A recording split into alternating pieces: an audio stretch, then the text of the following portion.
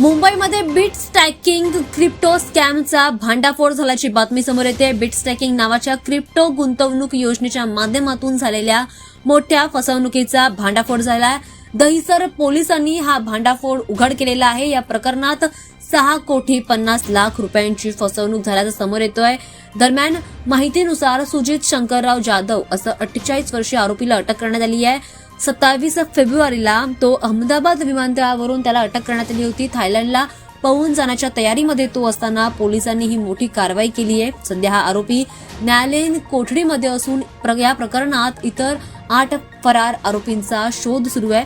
आरोपीने SJAB digital solution LLP या कंपनीच्या नावाने bitstacking.com नावाने ऑनलाईन प्लॅटफॉर्म तयार केलं होतं। या प्लॅटफॉर्मवर गुंतवणूक केल्यास मोठा आणि जलद परतावा मिळेल असं आमिष दाखवून लोकांना पैसे गुंतवण्यासाठी प्रवृत्त केलं जात होतं।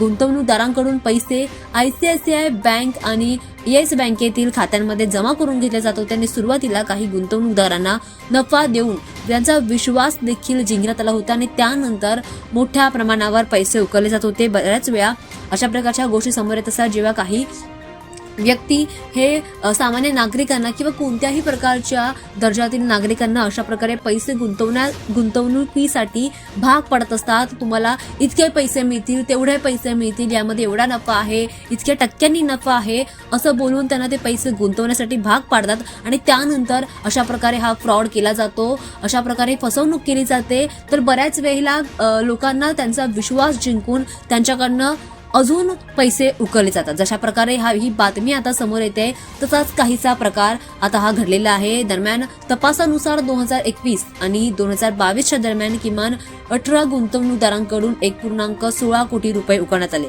मात्र संपूर्ण नेटवर्कमध्ये 2000 पेक्षा अधिक गुंतवणूकदारांना जोडून एकूण 6.50 कोटी रुपयांची फसवणूक करण्यात आल्याचं तो उघड झालाय। गुंतवणूकदारांनी पैसे परत मागितल्यानंतर आरोपींनी अचानक योजना बंद करून संपर्कच तोडला।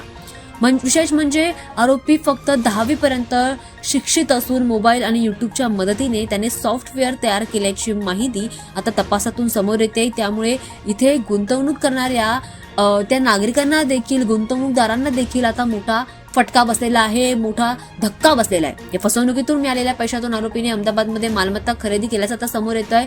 हे तपासातून पोलिसांनी ही बातमी आता उघड केली आहे। दरम्यान या प्रकारात आता दहिसर पोलिसांनी फसवणूक आणि विश्वासघात यांच्यासोबतच संबंधित कलमांखाली गुन्हा दाखल केलाय आणि या प्रकरणाचा अधिक तपास देखील सुरू केलाय। मात्र या घटनेनंतर आता पोलिसांनी पुन्हा एकदा नागरिकांना अशा प्रकारच्या स्कीम पासून, अशा प्रकारच्या गोष्टींपासून सावध राहण्याचा इशारा दिलाय आणि जर कोणी तुम्हाला अशा प्रकारे पैसे गुंतवणूक करण्यासाठी भाग पाडलं तर लगेचच तुम्ही याची माहिती, याची तक्रार पोलिसांना देण्याचं देखील आवाहन पोलिसांनी केलं।